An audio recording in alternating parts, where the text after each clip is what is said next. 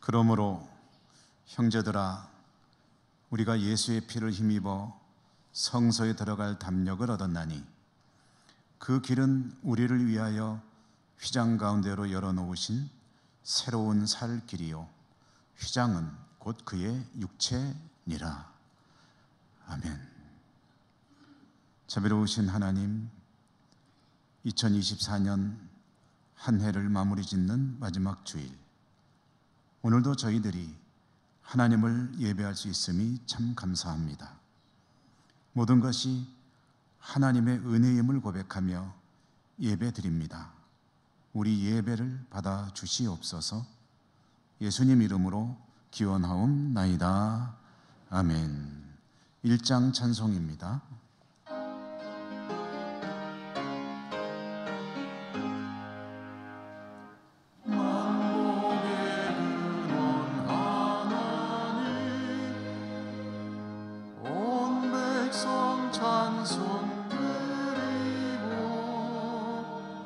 저 천사여 찬송하세.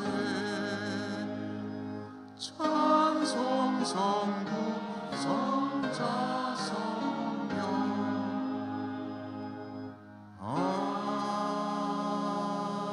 아멘. 고백의 기도를 함께 드리겠습니다. 거룩하신 하나님 앞에 서서 지나온 한 해를 돌아봅니다. 전쟁과 질병, 자연재해, 경제불황, 정치 불안정 속에서도 저희들은 하나님의 은혜로 살아왔습니다. 그러나 하나님께서 원하시고 기대하시는 바, 하나님의 나라와 의를 구하는 일에는 부족할 때가 많았음을 고백합니다. 하나님을 예배하고 시련이 닥쳐올 때는 믿음으로 극복해야 하는데 그렇지 못할 때 많았고, 감사할 일은 넉넉했지만 감사는 부족했고 오히려 불편한 마음으로 살아올 때가 많았음도 고백합니다. 저희들의 부족함을 불쌍히 여기시고 용서해 주시옵소서. 이 시간에 저희들의 모든 숨겨진 은밀한 죄와 허물들 하나님 앞에 침묵하며 고백합니다.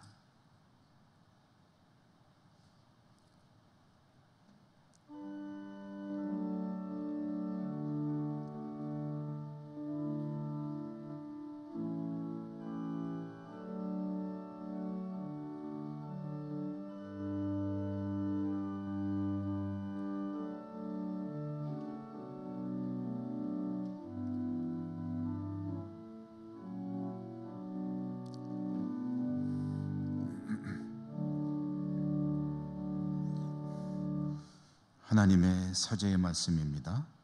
예수께서 이르시되 나도 너를 정죄하지 아니하노니 가서 다시는 죄를 범하지 말라 하시니라. 아멘. 성시교도 교동문 80번입니다. 고린도후서의 말씀. 우리가 이 보배를 질그릇에 가졌으니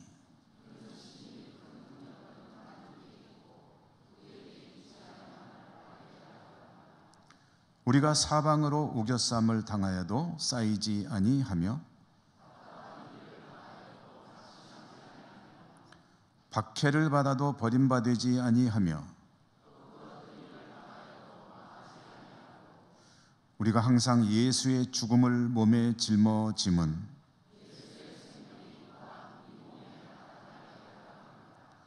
우리 살아있는 자가 항상 예수를 위하여 죽음에 넘겨짐은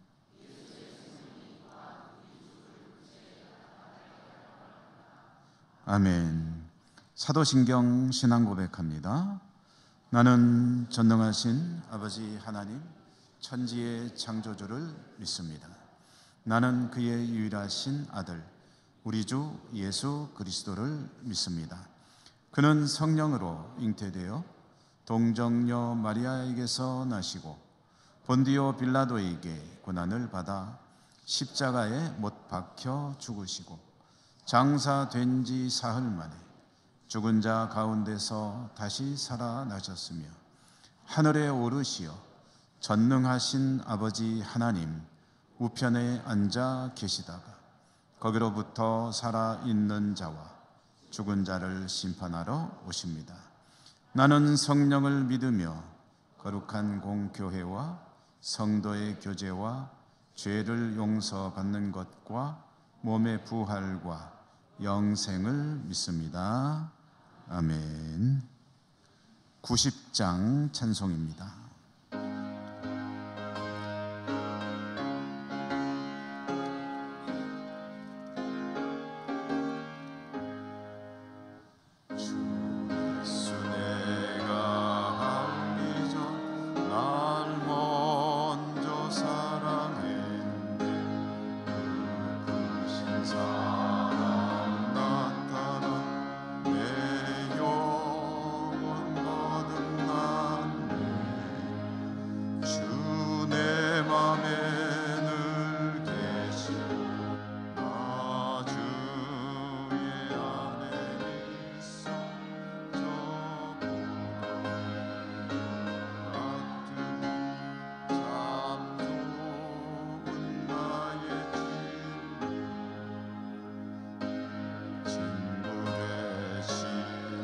예수님 날 구원하시려 귀한 몸을 버리사 내 죄를 대속했네. 나 주님을 늘 믿음 그 소유를 인지하고 내 몸과 마음을 맞춰서 끝까지 충성하리. 내 진실하신 친구여 그 은혜 내려주사 날 항상 보호하시고 내 맘 내게 주소서. 그 풍성한 참 사랑을 위능히 그늘 쏘냐. 날 구원하신 예수는 참 좋은 나의 친구. 이용화 장로님 기도 인도하시겠습니다.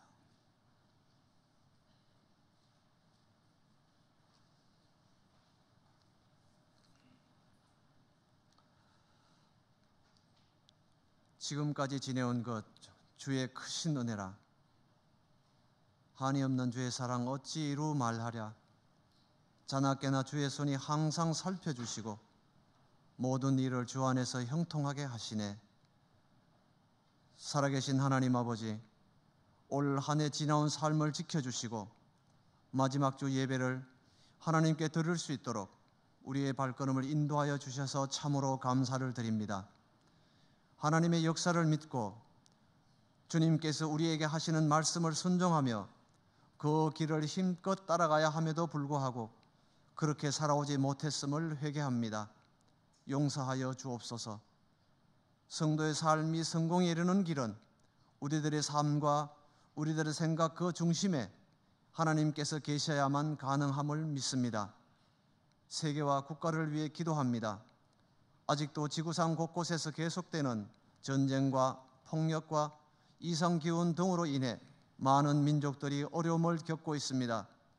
이곳에 하나님께서 원하시는 평화가 속히 이루어지기를 간절히 기도합니다.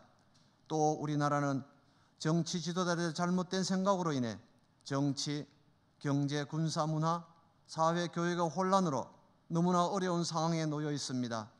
이를 해결할 수 있는 길은 오직 하나님의 역사하심만이 가능함을 확신합니다.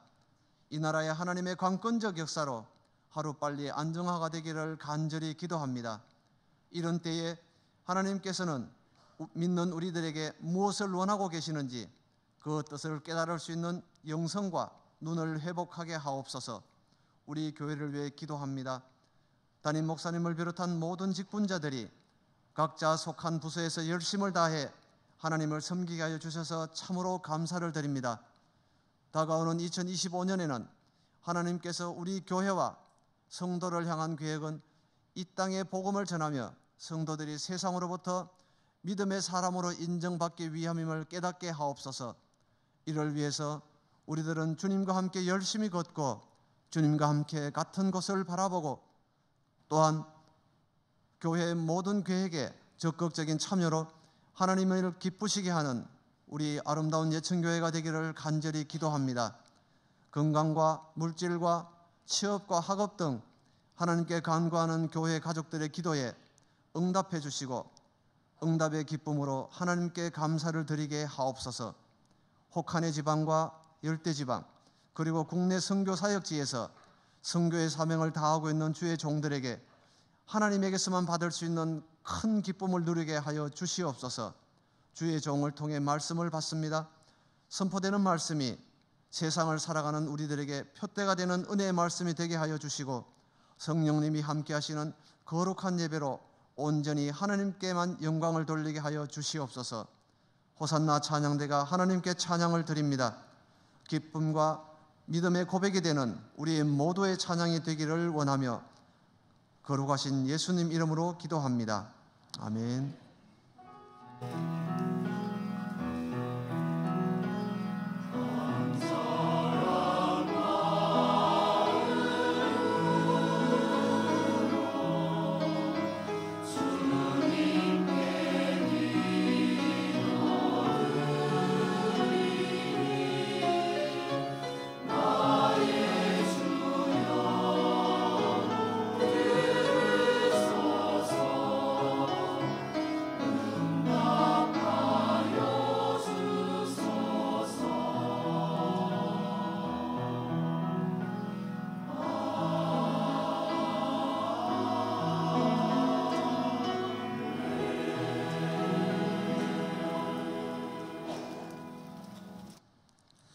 오늘 하나님께서 주시는 말씀을 봉독합니다.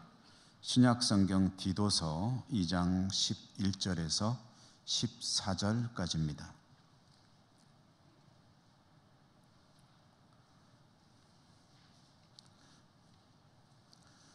모든 사람에게 구원을 주시는 하나님의 은혜가 나타나 우리를 양육하시되 경건하지 않은 것과 이 세상 정욕을 다 버리고 신중함과 의로움과 경건함으로 이 세상에 살고 복스러운 소망과 우리의 크신 하나님 구주 예수 그리스도의 영광이 나타나심을 기다리게 하셨으니 그가 우리를 대신하여 자신을 주심은 모든 불법에서 우리를 속량하시고 우리를 깨끗하게 하사 선한 일을 열심히 하는 자기 백성이 되게 하려 하심이라. 아멘. 호산나 찬양대 하나님께 찬양 올려드립니다.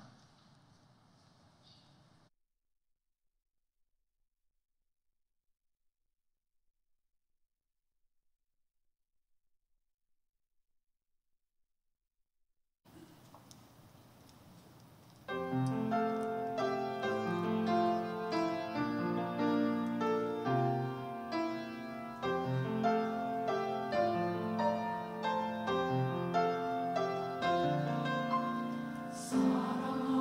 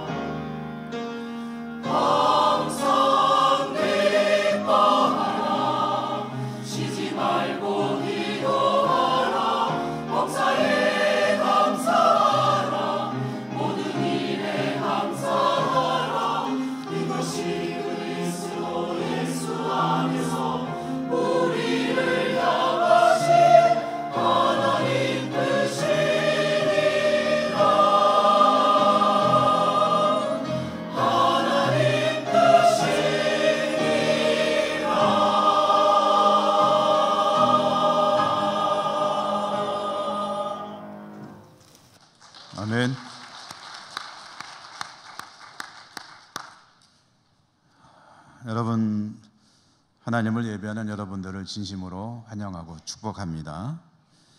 오늘 성탄절 교회력으로 성탄절이 지난 첫째 주일, 그리고 이제 달력으로 하면은 금년도 마지막 주일입니다. 오늘 디도서 말씀을 주셨는데 선한 백성이라는 제목으로 말씀을 전해드리겠습니다. 오늘 이야기를 먼저 선교지 이야기, 선교사 이야기라고 해도 되겠네요. 로 시작을 하려고 합니다. 이 이야기는 아주 오래전에 책으로 나와서 많이 알려진 이야기입니다.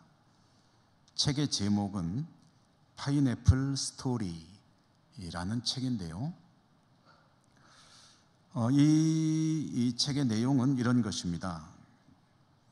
미국인 선교사 부부가 뉴기니라고 하는 섬에서 원주민들을 대상으로 선교하면서 겪었던 이야기를 책으로 출간한 것입니다. 아주 얇은 책인데요.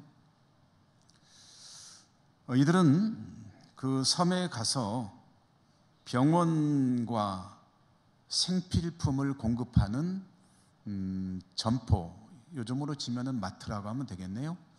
마트를 경영하면서 원주민들을 대상으로 복음을 전하고 있었습니다.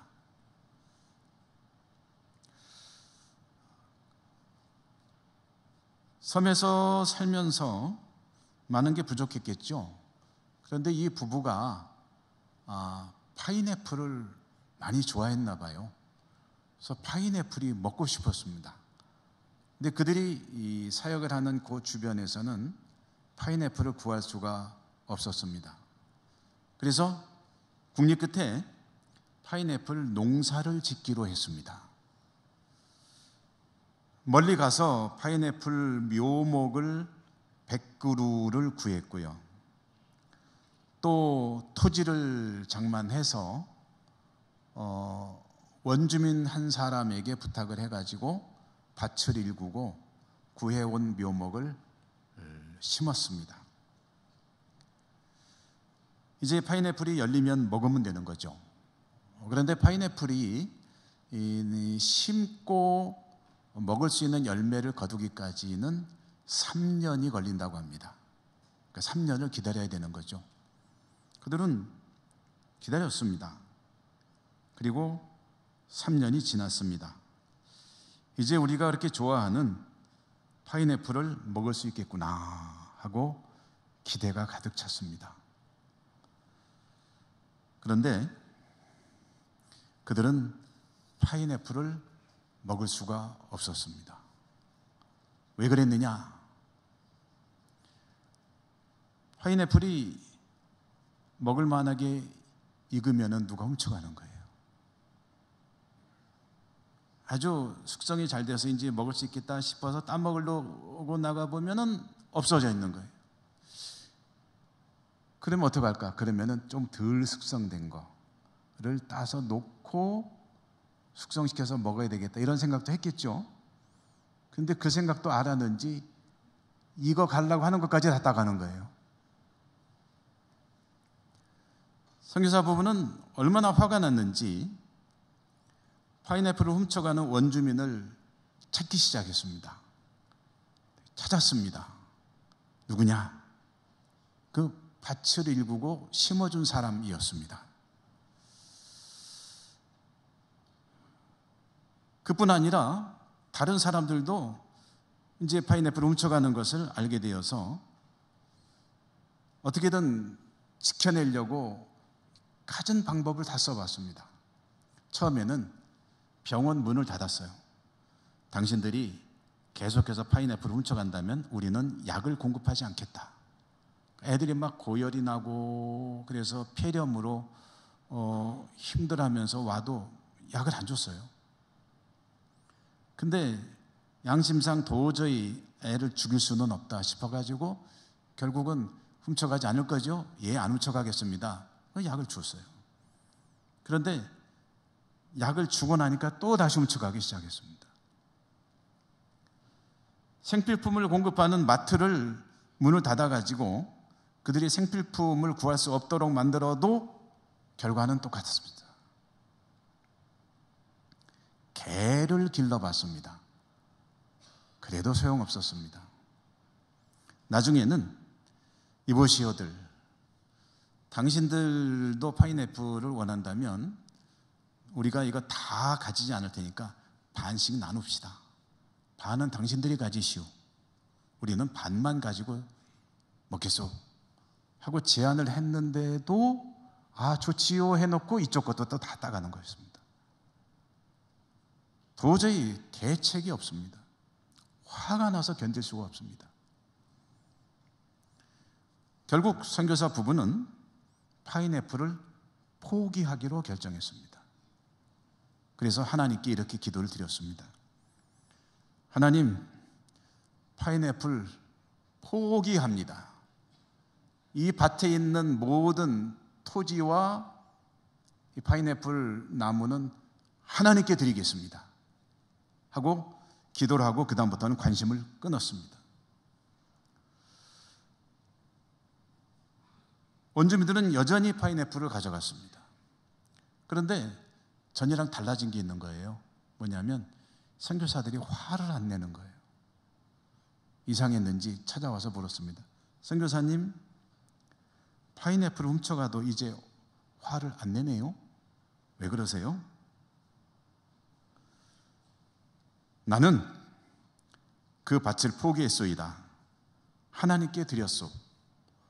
내 것도 아닌 것을 훔쳐가는데 내가 왜 화를 냅니까? 나하고는 상관없는 일입니다. 그 파인애플 밭은 내 것이 아닙니다.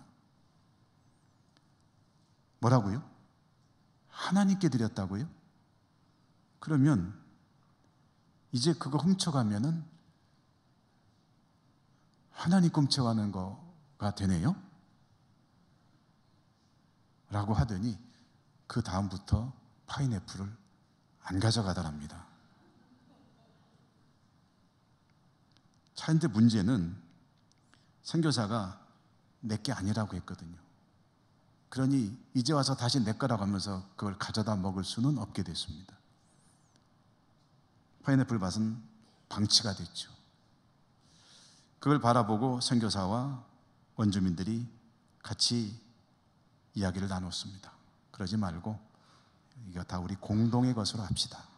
누구든지 원하는 사람은 가져가고 싹쓸이 해가지 말고 좀 남겨놓고 같이 먹읍시다. 그래서 그 밭은 선교사와 마을의 공동의 밭으로 이제 활용이 되게 되었다 하는 그런 이야기였습니다.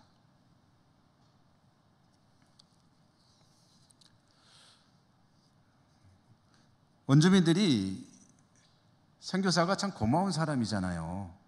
와서 병원도 운영해 주지, 물품도 공급해 주지, 그리고 그 밭을 일굴 때도 임금을 충분히 주었지, 나무도 자기들이 준 게 아니라 자기가 선교사가 구해왔지, 자기들은 아무것도 한 게 없는데도 왜 그렇게 파인애플을 줄기차게 훔쳐갔을까? 그 이유는 그들의 문화 때문이었습니다. 뉴기니에 농사를 짓는 사람들에게 있는 문화는 농작물의 소유권은 누구에 있냐면은 주인이 누구냐가 중요한 게 아니고 그걸 누가 땅을 파고 누가 심었느냐에 따라 결정이 되는 것이었다고 합니다. 그러니까 원주민들은 사실은 나름대로 상황은 알지만 이건 내 거다라고 주장하고 가져갔다는 거죠. 이 이야기 속에는 선교사들이 선교지에서 겪는 많은 어려움에 대한 그런 암시들이 들어 있습니다. 그 중에 하나는 선교지 특유의 정서, 사람들의 기질, 문화 때문에 겪는 어려움도 있죠. 그리고 오늘 우리가 디도서 말씀을 받았는데 이 말씀의 배경에도 그런 바탕이 깔려 있습니다. 자, 오늘 말씀을 함께 보도록 할까요? 디도서라고 하는 성경은 사도 바울이 디도라고 하는 자신의 동역자에게 보낸 편지입니다. 디도는 사도 바울에게는 아들과 같은 사람이기도 하고 또 돕는 사람이기도 하고 일종의 조수, 그다음에 동역자이기도 하고 후계자이기도 하고 그리고 친구이기도 합니다. 물론 나이는 차이가 나겠죠. 사도 바울로서는 정말 큰 힘이 되는 그런 일꾼이었다는 거죠. 그 디도와 함께 사도 바울은 크레타 섬이라고 하는 지중해에 있는 커다란 섬에 가서 선교를 한 적이 있습니다. 이 사도 바울의 크레타 섬 선교 이야기는 사도행전에는 나오지 않습니다. 그러나 디도서를 통해서 알 수 있는데요. 크레타 선교는 사도 바울이, 여러분 사도행전을 읽어보시면 잘 아시겠지만 로마의 감옥에서 사도 바울이 선교 활동을 하다가 이제 그것으로 이야기는 끝나지 않습니까? 그런데 그 뒤에 로마 감옥에 풀려났다가 선교 활동을 했던 곳이 이 크레타 섬이 아니냐 이렇게 보고 있습니다. 사도는 크레타 섬에서 교회들을 돌보며 선교했습니다. 그러다가 이제 크레타 섬을 떠나게 되었는데 그 섬을 그냥 두고 떠날 수는 없었습니다. 그래서 디도를 크레타에 남겨두고 자신만 떠났고요. 디도는 남아서 아직 미성숙한 크레타 섬의 성도들을 돌보고 교회를 든든히 세우도록 당부를 했습니다. 자, 남겨진 디도가 할 일은 뭘까요? 아직은 여러 가지로 미숙하고 거칠고 그리고 어수선한 크레타의 성도들과 교회들을 든든히 세워야 하는 사명을 받은 셈인데 사도 바울이 중요하게 생각하는 것 중에 하나는 교회의 지도자를 세우는 일이었습니다.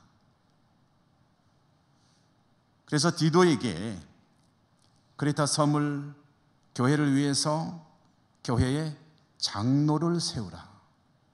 그래서 그 장로가 교회를 잘 이끌어가게 하라 하는 그런 당부를 했고요.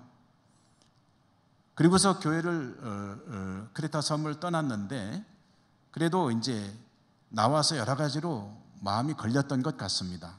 그래서 장로를 세울 때에는 이런 점들을 조심해야 한다.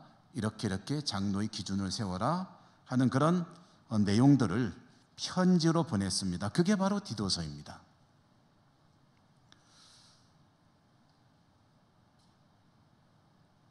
그런데 그 장로를 세우는 일도 중요하지만 사도 바울에게 있어서 결코 무시할 수 없는 일 중에 하나는 크레타의 그 성도들을 어떻게 해서 성숙한 그리스도인으로 만들 것이냐, 어떻게 하나님께 헌신된 성도로 양육해낼 것이냐. 그래서 지도자도 든든하지만 성도들도 신실한 성도들로 이루어진 교회를 이뤄갈 것이냐 라는 것도 중요했기 때문에 디도에게 그들을 어떻게 양육해야 할지, 성도들을 어떻게 성장시켜야 할지에 대한 이야기도 함께 전했습니다. 오늘 말씀이 바로 그 대목입니다. 어떻게 크레타 섬에 아직은 미숙하기만 한 성도들을 하나님의 사람들로 세워갈 것인가? 이렇게 하라 라는 이야기를 들려준 것입니다. 제가 서두에 뉴기니 섬 선교 이야기를 하면서 원주민들의 성향이나 정서 때문에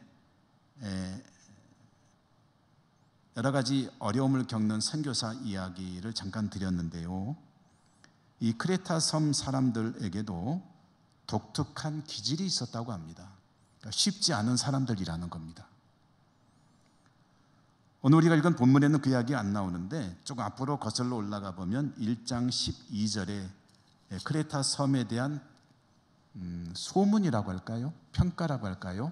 하는 말씀이 나옵니다. 1장 12절 한번 같이 보도록 하실까요? 1장 12절 같이 한번 읽어보죠. 시작.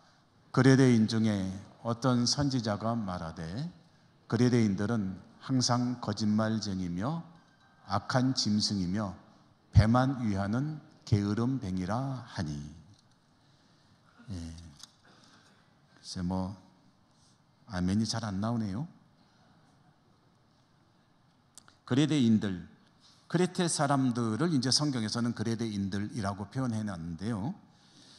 이 사람들에 대해서 외부에서 한 평가가 아니고 크레타섬 출신 한 예언자가 자기 고향 사람들에 대해서 우리 고향 사람들은 이런 사람들이야, 기질이 이래 라고 평가한 이야기라는 겁니다. 세 가지를 얘기하고 있잖아요. 뭐라 그랬습니까? 항상 거짓말쟁이다. 이 거짓말을 너무 잘한다. 정직하지 못하다. 두 번째로는 참 민망한 표현이네요. 못된 짐승 같다. 세 번째로는 일은 안 하고 밥만 축내는 그런 곤충과 같다. 밥곤충.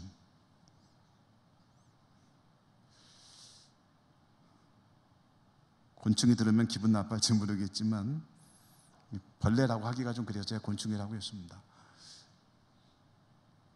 거짓말쟁이들이 이 사람들에 대한 평가가 그렇다는 거예요.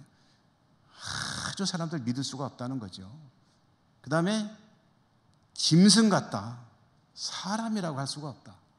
세 번째로는 얼마나 게으른지 할 수만 있으면 놀고 먹으려고 하는 사람들이다. 이런 사람들이 크레타섬 사람들의 기질이라는 건데요.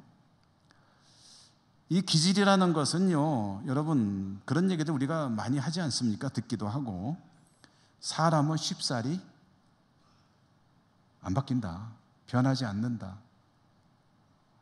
사람은 타고난 기질은, 본성은 그렇게 쉽게 바뀌는 것이 아니다.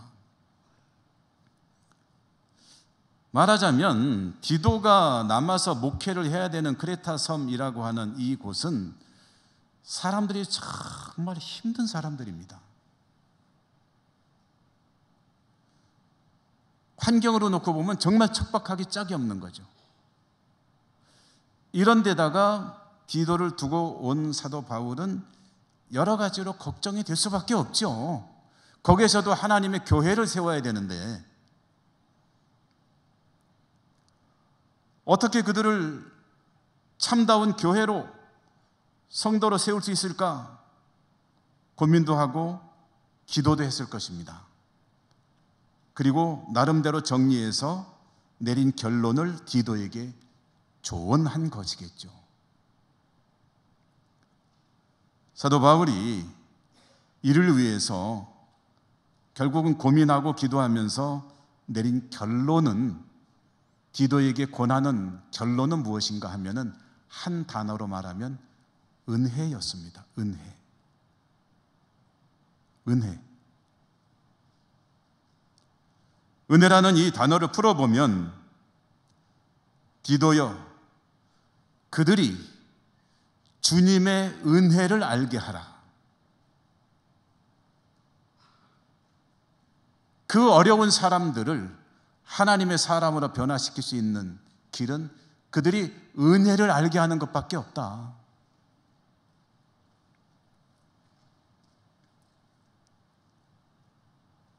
아무리 철통같이 변하지 않을 것 같은 사람이라 할지라도 자신이 어떤 은혜를 받았는지, 어떤 은혜를 받고 있는지를 깨닫게 된다면 변할 수 있다. 변하게 된다. 아무리 기본적인 성품이 안 좋은 사람일지라도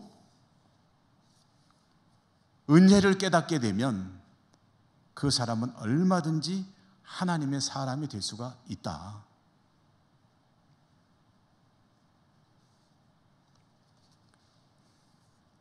교도소에서 오랫동안 사역을 하시던 박효진 장로님이라는 분이 계시죠.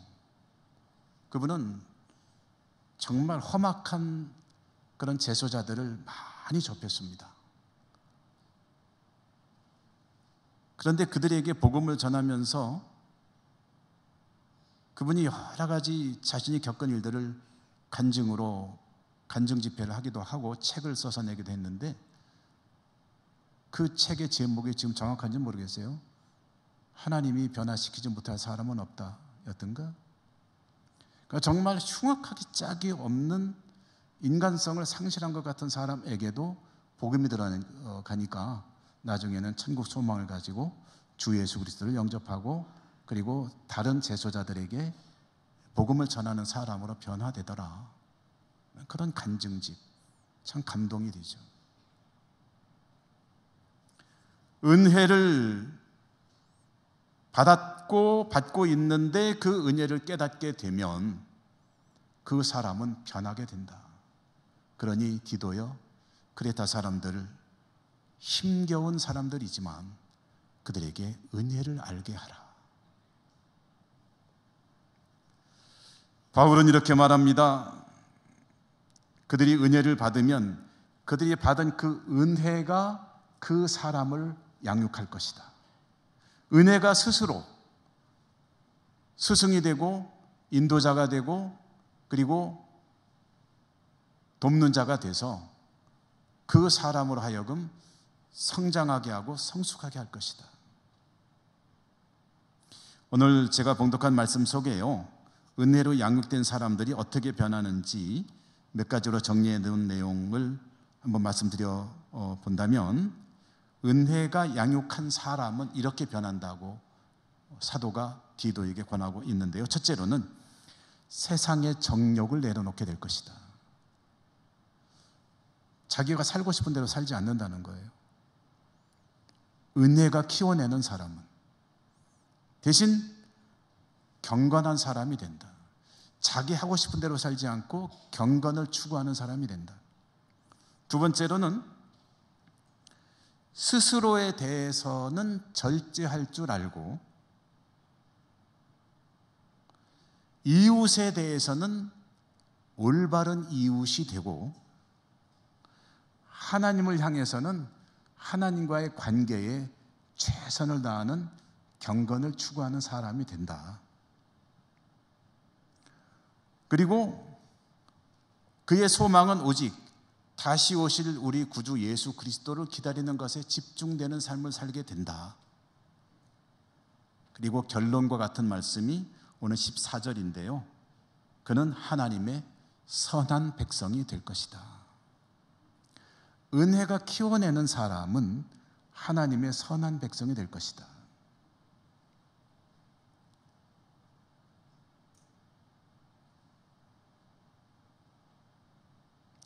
그러므로 오늘 이 말씀에 의지해서 저나 여러분, 우리들 같은 성도들의 최종적인 목표라고 해야 될까요? 우리가 추구해야 되는 모습은 무엇인가 라고 물어본다면 그 대답은 이 하나님의 선한 백성이 되는 것입니다 라고 대답을 할 수 있을 것입니다. 하나님의 선한 백성이란 하나님의 일에 열정을 가진 사람을 말합니다. 하나님께 헌신하고 하나님의 뜻을 위해 살아가는 사람.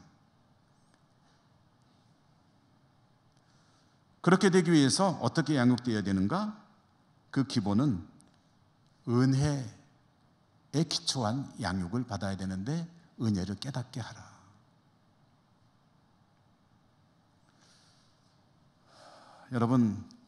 여러분이 은혜를 많이 받고 사시죠?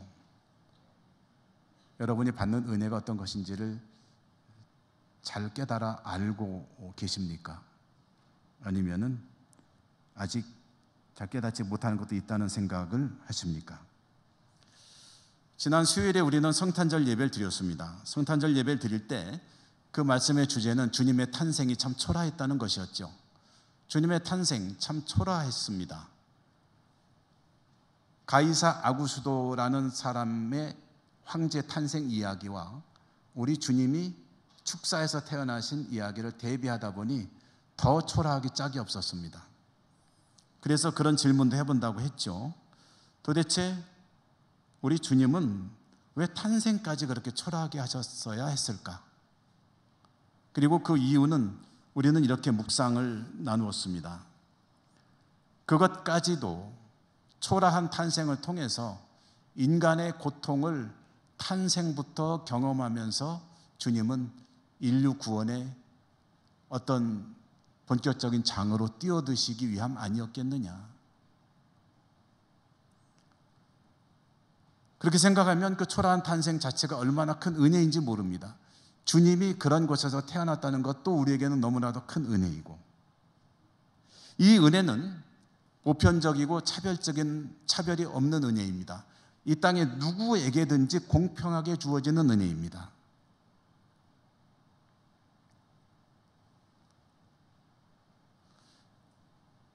그런데 깨닫는 사람이 있고 깨닫지 못하는 사람이 있습니다.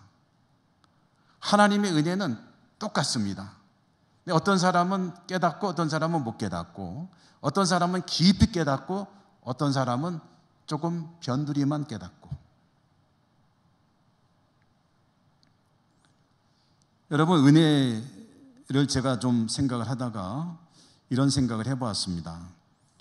우리 모두가 사람이라면 누구나가 다 인정하는 은혜가 있습니다. 우리가 받는 은혜가 있어요. 어떤 은혜가 있습니까? 여러분이 받은 은혜 중에 대표적인 한 가지만 얘기해 보라면 뭘 얘기하시겠습니까? 아마 대부분 분들은 부모님의 은혜를 생각하실 거예요. 부모님께서 나를 낳아주시고 길러주시고 나를 위해 희생하시고 일생을 나를 위해 사셨다. 물론 안 그런 부모들 이야기도 가끔 있습니다. 그런 거 이야기하는 게 아니고 일반적인 부모 이야기를 하는 겁니다. 부모님의 은혜는 사실 놀라운 것이죠. 사랑도 그렇죠. 부모님의 사랑, 얼마나 자녀에 대한 사랑이 놀라운 것입니까? 그런데 이 은혜도 그렇고요, 사랑도 그렇고요, 우리가 인간 세상을 살아가면서 사람을 통해 받는 은혜와 사랑, 이런 것들에 본체가 있습니다. 본체. 이렇게 말씀드리면 좋겠군요. 부모님의 은혜와 사랑은 누군가의 닮은 꼴입니다. 이것은 그림자입니다. 부모님의 은혜와 사랑은 하나님의 은혜와 사랑의 그림자라는 것입니다. 본체는 하나님의 은혜와 사랑입니다. 하나님은 사랑이 무엇인가요? 너 어머니 아버지에게 받은 그거 있지? 그게 사랑이야. 하나님 저를 어떻게 사랑하시는데요? 너 부모님에게 사랑받았지?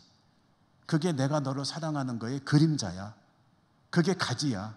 그 본체는 내가 너를 향한 사랑이야. 하나님 언제 저에게 은혜를 주셨나요? 너 부모님에게 은혜 받았잖아. 내가 너에게 베푸는 은혜의 곁가지야. 닮은 꼴이야. 본체는 내가 너에게 베푸는 은혜야. 그걸 알도록 하기 위해서 내가 인간 세상에 부모라는 존재를 통해서 너에게 보여주는 거야.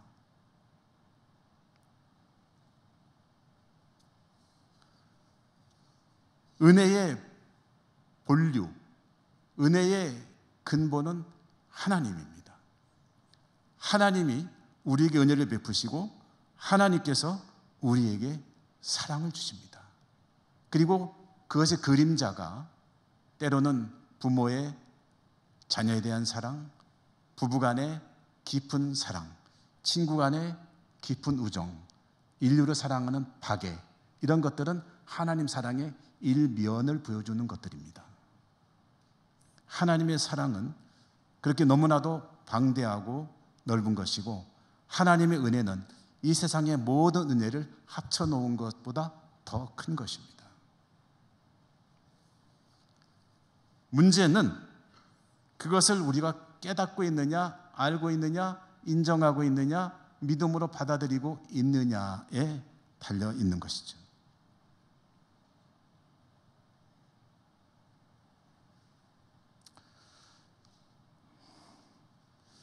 (2024년) 오늘이 마지막 주일.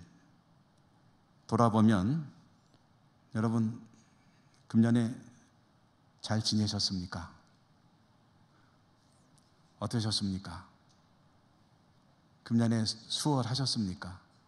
아니면 많이 힘드셨습니까? 저는 태어나서 살아온 중에 개인적으로 제일 힘든 한 해였던 것 같아요.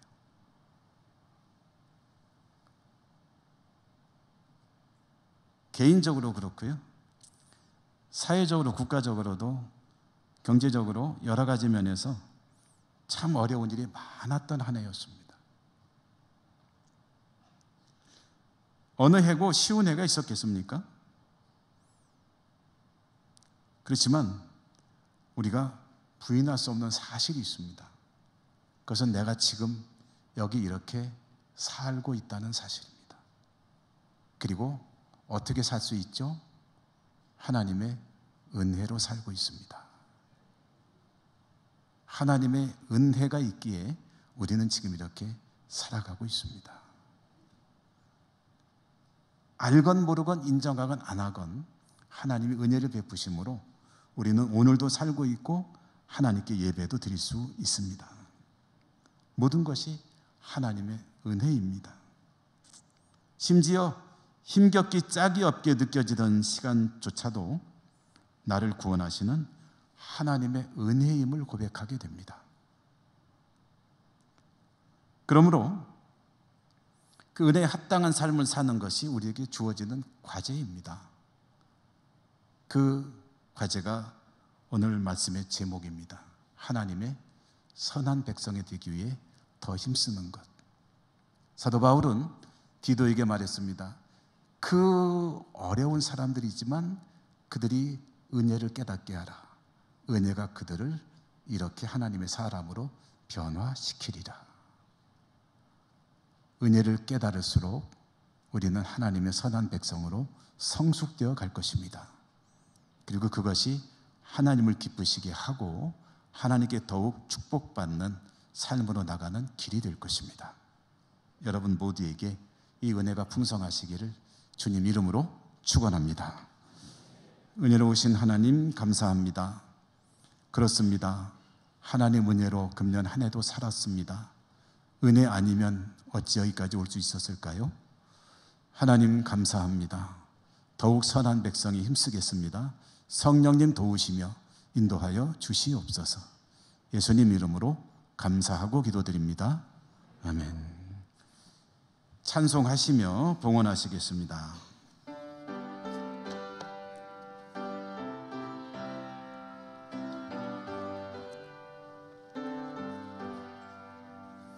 날 위하여 십자가에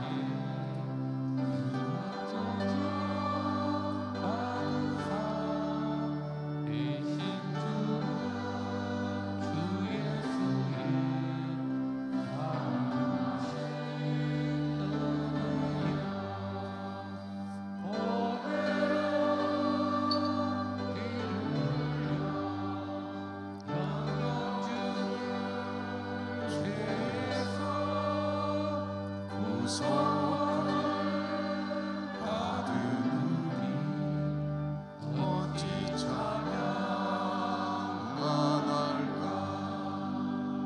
예수 안에 있는 우리 한량없이 즐겁고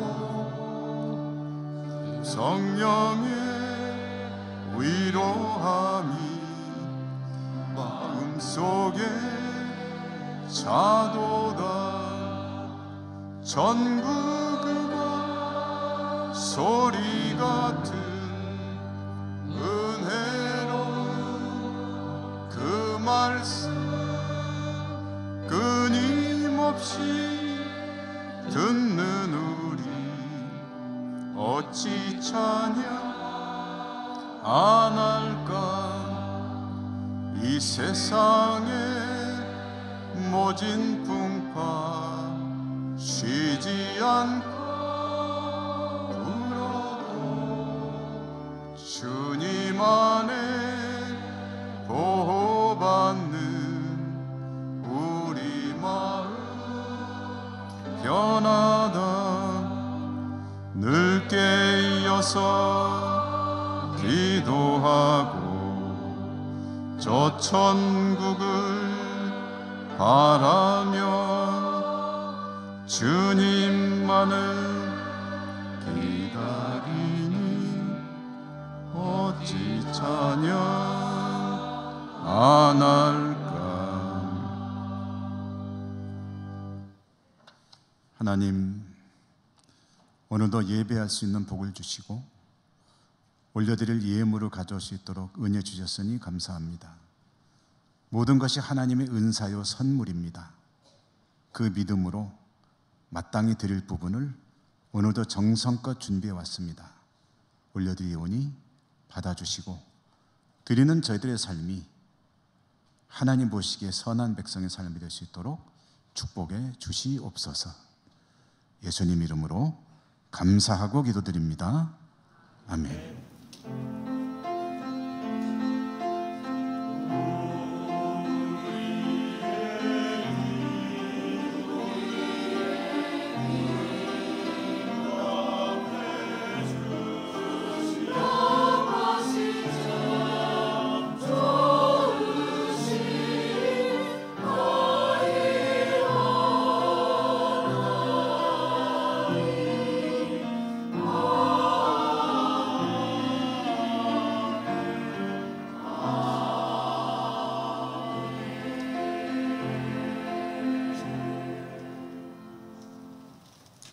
교회 소식 전해드립니다.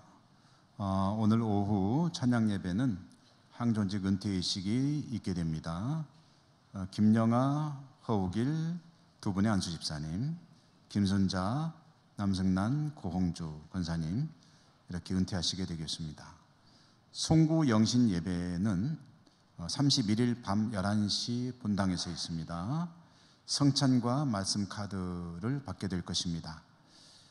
신년 감사 예물을 드리시는 분들은 그 봉투 뒷면에는 기도 제목을 몇 가지로 적도록 칸이 마련되어 있습니다. 기도 제목을 제출해 주시면 정리해서 목회자들도 함께 기도하도록 하겠습니다.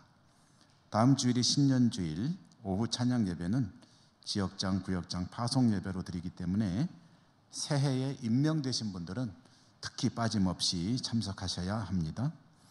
오늘 2부 예배 후에 정기당이 있겠고요. 다음 주에는 재직회가 있겠습니다.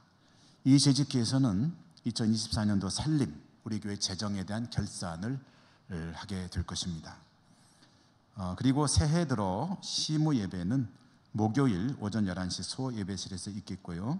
교역자, 당회원, 우리 원로 은퇴장로님 포함입니다. 그리고 우리 직원들 함께 부설기관 포함해서 예배를 드리고 또 한 해의 일들을 시작하게 되겠습니다. 영주노예도 신년 감사 예배가 있는데요. 1월 3일 금요일 오전 11시 영주 제일교회에서 있겠고, 그리고 이 예배에 참석하실 우리 분들이 참석하시면 되겠습니다. 오늘 중식을 위해서 사여전도에 수고해 주시고 김상수 안수 집사님 가정에서 우리 교우들에게 과일을 대접해 주십니다. 감사합니다. 김상수 집사님 댁에는 그 장녀죠 김주은 학생이 공인 노무사라고 하는 전문 자격증 시험에 합격했다 해서 하나님께 감사하고 참 축하드릴 일입니다. 수고 많이 했다고 우리 김주은 학생에게도 또 격려를 보내고 싶습니다. 기타 소식 주보 보시고요. 우리 곁에 계신 분들하고 인사하시며 일어나겠습니다. 사랑합니다. 축복합니다. 강건하십시오.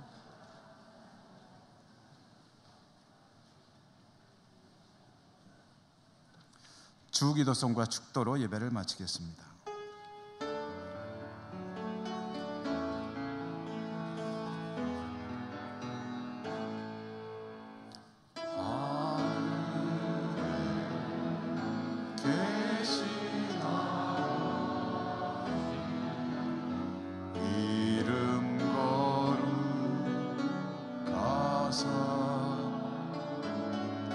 주님 나라 임하시고 뜻이 이루어지이다.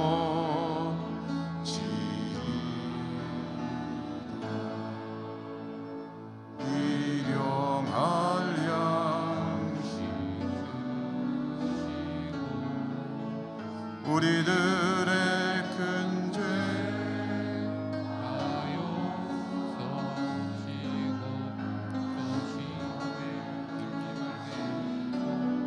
악에서 구원하소서. 대개 주의 나라 그곳에 주의 영원